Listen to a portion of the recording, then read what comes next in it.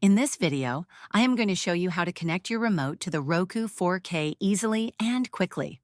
First, ensure that your Roku 4K device is powered on and connected to your TV.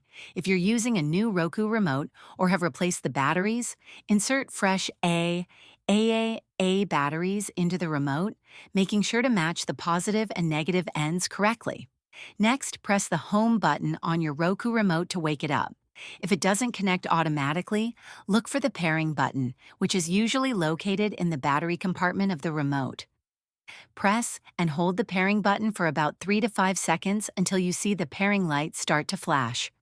Once the light is flashing, the remote will search for your Roku device. Wait for a moment, and you should see a notification on your TV screen confirming that the remote has been successfully paired. If the pairing process doesn't work, try restarting your Roku device by unplugging it from the power source for a few seconds and then plugging it back in. After reconnecting, repeat the pairing process if necessary. Once connected, you can use your Roku remote to navigate your 4K content easily. If this video helped you, please like and subscribe to the channel.